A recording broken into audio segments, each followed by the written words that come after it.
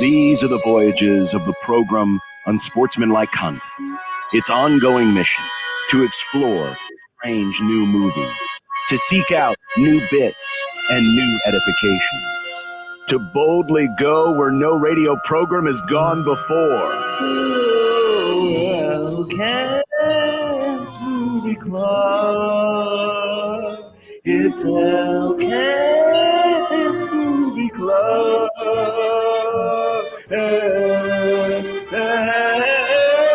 Cat's Movie Club. It's El Cat's Movie Club. With Kent Wogelman of the Lincoln Journal-Star. Hello, Kent. Hello. How was your week this week? Relatively painless, I think would be the best way to describe it. So you didn't watch the debate last night? Hey-o! I did not, in fact. Or our movie club movie, I guess. Excuse me. Yeah, Ken, I watched the movie last night instead of the debate because I wanted something more uplifting. Yes. Well, we were in the same boat, my friend.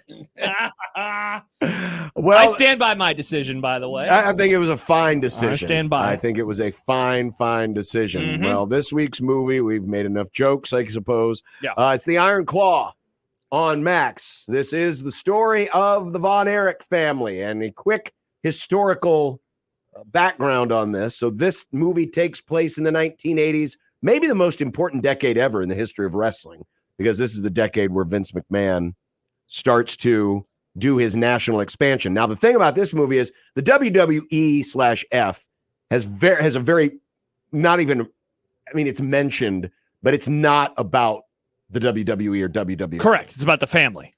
But the reason why this is important is this is back in the dying days of the territory system, where the whole country is divided up into territories.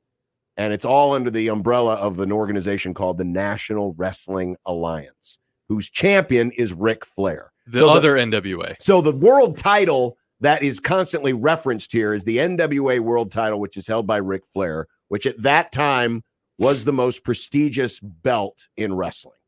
Because this is before the WWF and Vince McMahon takes their product national. This is before Hulkamania. Yeah. Now, as the movie develops through the 80s, all of that stuff is happening. But again, that's just a sidebar. So this territory is in Texas. It's Dallas. Dallas, yeah. Yeah. It's not the whole state of Texas. Basically, the Von Erichs run Dallas. And this show actually was pretty popular. Back when I was growing up, it had airtime on ESPN. You're talking about the Von Erich, the World Class Championship Wrestling, which is the Dallas territory. They did have time on ESPN back before ESPN became ESPN. Yeah, where they put where they would put NBA. everything on. Yeah. So I saw the Von Erichs. I saw, a lot of this stuff because I'd come home from school and, they'd be occasionally on ESPN. Mm-hmm. So that's just kind of the historical background of, where this is. But this story is just focused on the family running the promotion and the nonstop tragedies. The Von Erich curse. And the Von Erich curse that has befallen this family. So real quick, before we get into the movie, I think Nick mentioned this when we picked it. So I knew nothing except that I knew that people were going to die, and I knew that it was a lot of people. I just didn't know how many people. Nick knew a little tiny bit. A tiny baby bit. And you knew a ton. I knew the whole story. Kent, what did you know going into the movie? Oh, I knew in the entire story. I've been, I've written about wrestling for, I don't know, 30 years, 40 years. I mean, when the WWE started coming in, I'd go to the at the matches at the Civic Auditorium, and they'd let me backstage. Oh, wow. I'd hang around with the wrestlers, right? And, I've interviewed tons of them. And I also did a bunch of stuff on wrestling history around here in particular. The local promotion here was the American AWA, I believe, American Wrestling Alliance, run by Vern Gagne out of Minneapolis. And he sold the Speed on the TV shows. And the Lincoln/Omaha shows were done out at KETV, I believe. Yeah, on And- Douglas Street. Yep. Oh, Reggie Parks and Stan Pulaski, who ended up in the jockey room at Fauner Park, by the way, running the jockey room. Maurice Mad Dog Vachon lived in Omaha. I've interviewed the Mad Dog multiple times. Jim Raschke, aka the Baron. Yes, Baron von Raschke was a Husker wrestler at the University of Nebraska before he went into pro wrestling. And if you really want to go back in ancient wrestling history, Gorgeous George, the guy who was the first, turned it into the sort of the modern heels and theatrical wrestling, was born in, I believe, Butte, and then grew up in Seward. Crazy. Yeah. So Nebraska's got a pretty interesting Yeah, and so history. because I asked that mainly because you, Kent, you and John obviously have a ton of background. Nick has a little bit, I had none. And it's like, does it work for all the levels of knowledge? And I don't know how you two felt, but I was very engaged by the movie. I found it, enjoyable is not the right word because it's a tragedy. compelling. But it's a very compelling movie. And like, again, I knew that there was a lot of sadness, but the first hour, as there's just this build up with the family and things are going fairly well, you can tell the dad is certainly a dad of that time. But it's like, wow, things are really going well. And then, man, when it just turns so fast for everybody involved. And so as someone who didn't know exactly what was going to happen or what things were going to happen next, I wasn't on the edge of my seat, but I certainly felt that way watching it the entire time. I love Zac Efron as an actor. Like he was awesome. He has so much range. In it's unbelievable how his range, I loved High School Musical because that came out when I was the demographic for that movie. So it's like I've grown up watching Zac Efron kind of evolve. Was his portrayal of Kevin, was that fairly accurate, do you think? I don't. I would say this: Zac Efron was a lot more built than Kevin Von Erich. Yeah, he looked really good. Now, the other, and as a wrestling fan, I thought, and I'm trying to remember his name now. Jeremy Allen White, who played Kerry, too short. Way too small. That would be Kerry was a big dude. Kerry could have been the next. David was even bigger. He was like 6'6". Yeah, he was a big dude. But if you throw that out, I thought he did a fine job. Because remember, you're getting a lot of the stuff behind the scenes, right? So he could have played it in a variety of different ways, and we might not have known. The only character we ever saw was the outward character that you saw in the ring. What did you two think of, you two as in you and Kent, think of telling the story from his perspective? Because like I was listening to a podcast this morning, a movie podcast, but the guy, one of their guests who came on, has been covering wrestling and knows like all the history. And he said when he was growing up, and he's a Texas guy, so this guy's from the state. He said Kerry was the one, Kevin was never their favorite. He was always like second, third, or fourth, depending on and so he was like, it was an interesting choice to use him. And he's spoiler alert, the only living one. So perhaps that's the reason why, but telling it through his eyes instead of Kerry's. I don't know about you, Kent, but I liked it that way because obviously Kerry was the biggest star of the bunch, but because Kevin was the one who had, dare I say, the least amount of problems. Yeah. Because Kerry had a huge drug problem, huge drug and alcohol problem. I think it worked well as a storytelling mechanism to tell it through Kevin's eyes because he was the least troubled, I guess, of the whole bunch. And he was also, Kerry, remember, left because he wanted to be a discus thrower? Yeah. He could have been on the Olympic team. On the Olympic team. And so there would be a 4 to 5 year chunk of the story where he wouldn't have been part of it. Right. Because he was out training for the discus and stuff, and then returned to the family enterprise after the Olympic team got scrubbed in 1980. So that's, I think, also part of the reason that you kind of had to stick with the Kevin character. Plus, he's the one that's still alive. Plus, he was the one, he had those matches, right? That were the Ric Flair and the Harley race and those that set that part of the story. So I think that was kind of why you had to do that. As far as what you were talking about before, whether it worked for me as history, I would say there are two things that are left out. One is an entire brother. Yes. I didn't realize that until after I watched the movie last Chris night. Von had heard Erich had a about that. tragic. I mean, he was tragic. He died by as well. suicide too, right? Yes. Yes. And he got completely left out of the movie for whatever reason. I believe read the that reason I saw Kent was it was just too much. It would have been even more depressing. They would have had, well, not even that, but it just, it was already a busy enough story as it was. It would have been a lot longer of a movie. Longer movie. And then the other thing that they didn't go into, which is kind of understandable, but which is also, I think, important, is where the Von Erich name came from, because their name is Atkinson, not Von Erich. Correct. And the word was, he changed, Jack, the dad, changed his name from to his mother's maiden name for the wrestling. Well, guess what? He did it because this was post World War II, and he was playing a Nazi heel. Yes. Yeah. Yep. He came out and he'd have the what they call Iron Cross on his cape, or hence the Iron Claw as the finishing and that's move. why the Iron, it was that makes sense. Exactly. I do remember that. And it didn't get into that for, I think, obvious reasons. It didn't want to bring up, you'd never get away with that stuff today, right? Right. But that, I think, colors something of the history and the story that was left out, because the quote Von Erich curse, there weren't even any real Von Erichs, right? These were Atkinsons.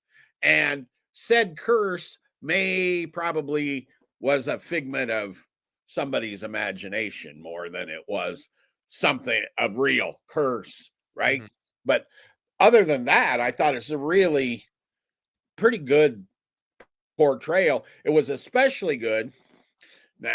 Now there's a rabbit hole you really don't want to go down, but we can go briefly down it. The sportatorium that they showed there was basically an old warehouse is where they shot it, but it was set up like those old promotions, and they shot all the matches in one take, one fall match. This is not edited nonsense. They actually had to wrestle. Ooh. Wrestling scenes were excellent. I thought of all the rest. I mean, next to The Wrestler, the movie The Wrestler with Mickey Rourke, I thought the wrestling action, and I believe it was Chavo Guerrero, correct, former WCW wrestler, who helped train the guys and choreograph it. The wrestling action in this movie is amongst the most reality. It's the most real of that era, too. It was really good, really well done. It was. And also of that time, which was less theatrical WWE nonsense and more what you saw there. And in the movie, the Sheik is Guerrero. He plays the Sheik in the movie. So the action scenes were very well done, I thought. And yes, there are some historical things, like, for example, it's kind of implied that Kerry loses the belt because he got in the motorcycle accident. The timeline's different. The motorcycle accident was 2 years later. And actually, Kent, that was another part of the story that could have been told. The reason why they didn't keep the belt on him was because Kerry's drug problems were so bad, they couldn't trust him. Yeah. They didn't trust him with the belt. Yeah, there was a listener, Declan, who reached out about his thoughts on the movie since we knew that we were going to do it today. And it was one awful Ric Flair choice of performance. Yeah, that is my. That guy was terrible. Two, Fritz should have been the primary focus. 3, needed to stress rampant drug use throughout the brothers. And 4, the press conference after Mike is released from the hospital was the worst thing Fritz ever did. Going to the drug thing, like, there's the one shot of someone injecting a steroid, right? But there was just one, and then doing a little research afterwards. Why do you think why didn't they cocaine at that one part? That's true. Yeah. Why do you think they didn't focus on that as much, given that it was such an integral part to the story? Well, one, I think Kevin was not the drug guy. Yeah, I don't think Kevin had an issue. He didn't have an issue. So I think that's part of it. The other part is, it felt like to me, kind of all the way through it, in fact, that this director is a good director, right? And his first movie he made is like the creepy cult movie. It's a string of like 4 different names, and man, it is like, but it's another fractured Martha, family. Marcy, May, Marlene. There you go. That's it. And it's kind of another twisted family movie. These are the kind of movies that he makes. And I think if you turn this into a drug movie, right, he'd lose that part of it pretty quickly. So I think that's the other reason. The other thing about this movie, I think, let's put it, watching it the second time as opposed to the first time is where I got this sense of they didn't quite go for everything, right? Because he was trying to tell this story of this broken family, basically. So I can see all those, why he did this and this and this, but it kind of makes the movie flawed in some ways, right? Sure. And I can tell you why they didn't make the Fritz von Erich the main thrust. Dad, you want to watch 2 hours and he sucked. Yeah, he was the about worst. that guy? Yeah. Yeah, I think it needed to come through the eyes of one of the kids because because you know, you're right, because coming through Fritz, I mean, Fritz was just this whole cold-hearted businessman that was like, he's going to use his sons for, you know, to keep the business afloat, and he's got this, you know, perverse desire to win the belt, and be the champion and run the NWA and everything else, and I think it works better from a storytelling perspective to have it be through one of the kids versus be through, because Fritz is kind of he is the centerpiece of all of this strife, and he's not and I know I read some you know, reaction from still existing family members, and there's some grandkids that don't like the portrayal of their grandfather in this way. They you know, they thought it overemphasized it, and I don't think Jack Adkisson or Fritz von Erich was a total, you know, just horrible human being, but it kind of showed you the obsession of wanting to keep the business going. Because as I mentioned in the outset, you know, Vince McMahon starting to his expansion, and, you know, a lot of these territories, this program was seen in Israel. This was a very popular show in Israel because they beamed up their show on satellite, and, you know, and so everyone was kind of looking to expand their territory, if you will. So he's trying to do this as a businessman, at the same time trying to promote his kids, trying to make, you know, become the biggest stars in wrestling. And so he's a flawed person by far, but I don't think he wanted to tell it through his eyes. Yeah, it would have been a tough hang. And the other part of it is, as the Efron character says in the movie, Mom tried to save us through Jesus and Dad tried to save us through wrestling. There's a line like that in there somewhere. These were not attentive parents. Okay? No, not at all. Yeah, I mean, like it's not like the mom was any better, you know. Multiple times she's like, "Go talk to your brother," you know. Don't talk to me. So I don't know how you make a movie from that perspective, right? Yeah. Well, he was also kind of just baseline isn't really the right word to use, but he was going through these same exact things that his brothers were going through, but about Efron? Yeah, Efron's character, but it didn't affect him in the same way as the others. So you can kind of see this is how he handled it, and then this is how the others handled it. I don't know how much we want to spoil about this part, but what did you guys think of the scene towards the end of the movie? When the brothers. Oh, the brothers reuniting. Yeah. What did you guys? I thought the supernatural scenes. Yeah. I actually liked it. I liked that. I thought that it worked. In particular, a fourth character showing up in that scene. You know, I don't know. I thought that it worked, and you know, in some movies, I think that would have been, you know, you could parody it, but I thought that it was pretty good. For me, it was a nice resolution.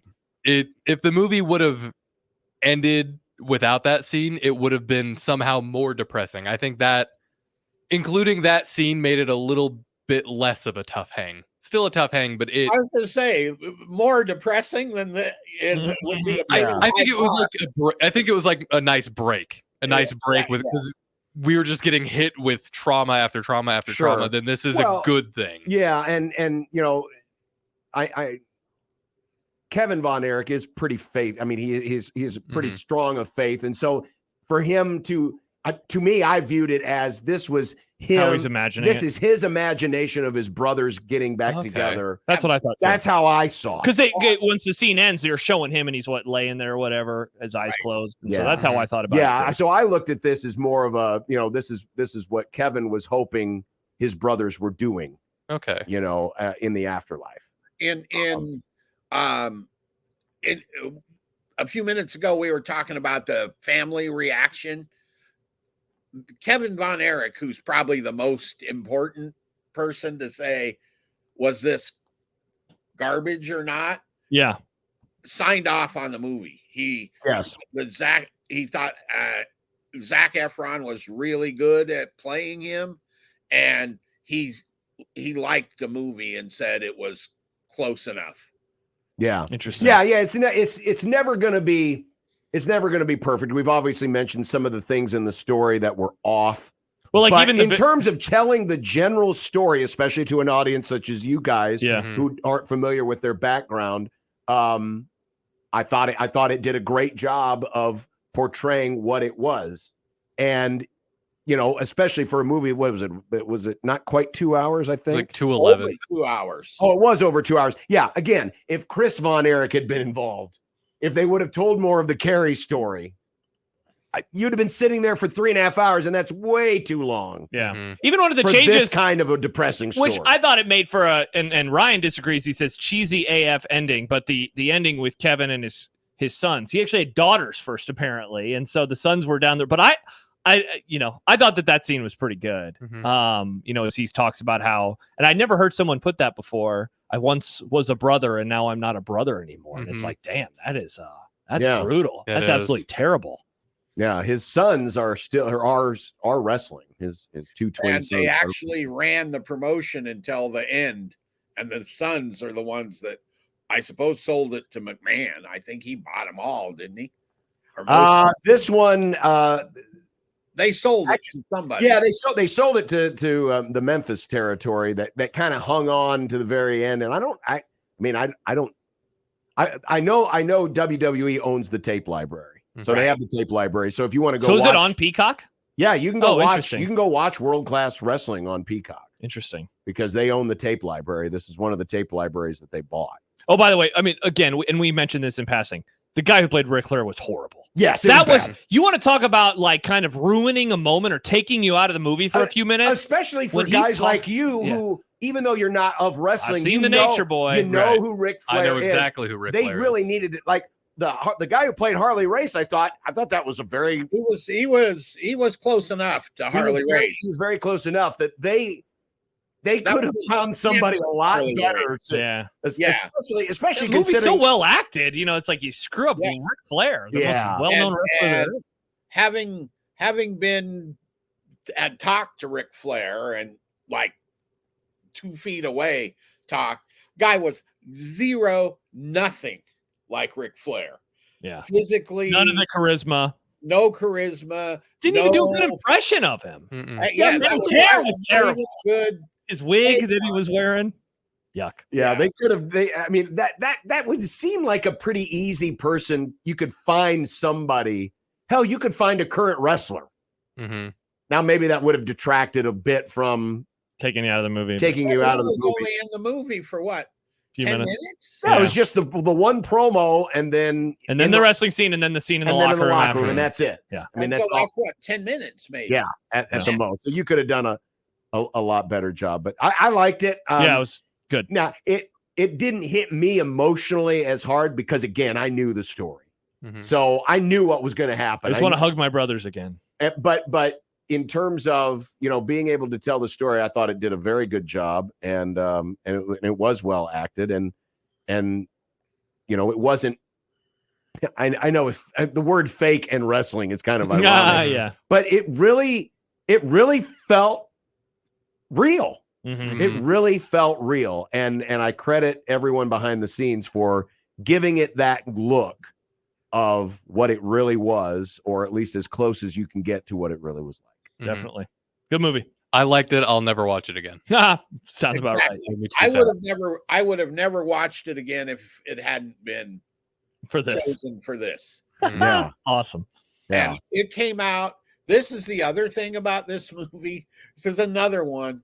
This thing got released 2 weeks before Christmas. Oh, Not it's not a Christmas movie. No, it definitely Nice is not. move, you know, happy Christmas. Let's go watch.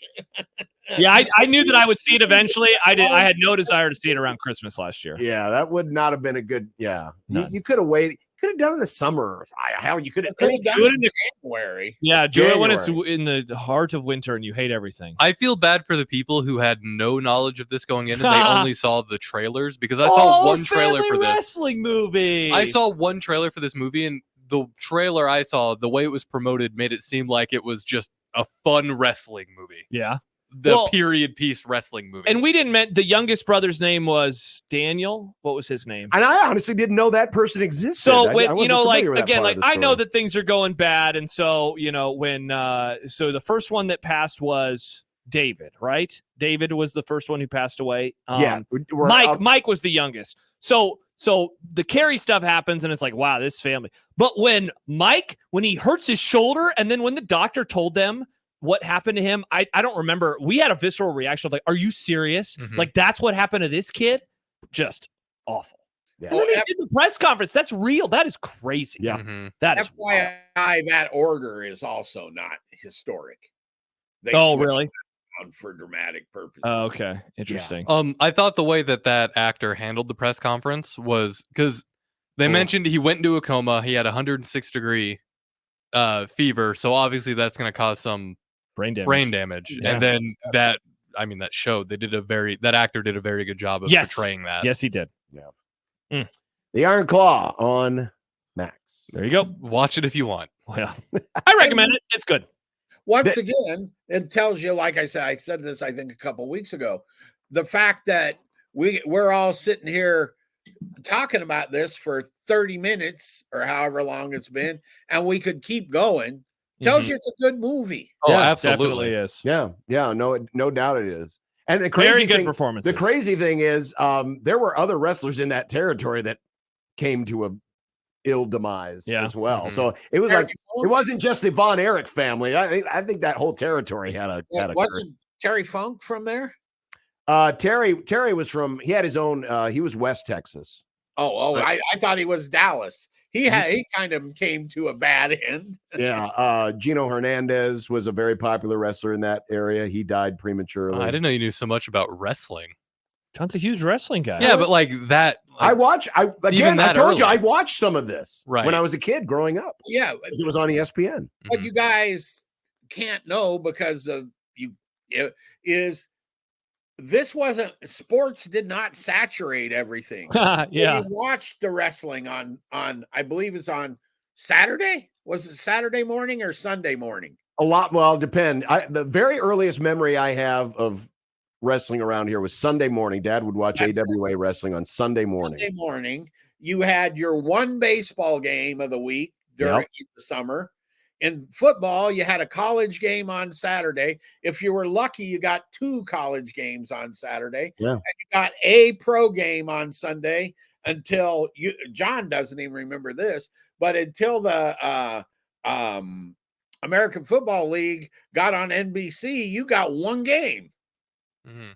And then you get 2 games. Then you got Monday Night Football. Yeah. No, NFC and AFC. If you were lucky, you got the AFC game started at 3, so you could get the 11 and the 3. If not, you had your choice between whichever. And then Monday Night Football started. Yeah. And so you watched all these shows because that was the sports that was out there. Yeah, when I was growing up, obviously it was the heat of the 90s, the Monday Night Wars between WCW and at the time WWF. Yeah. Wrestling. Wrestling.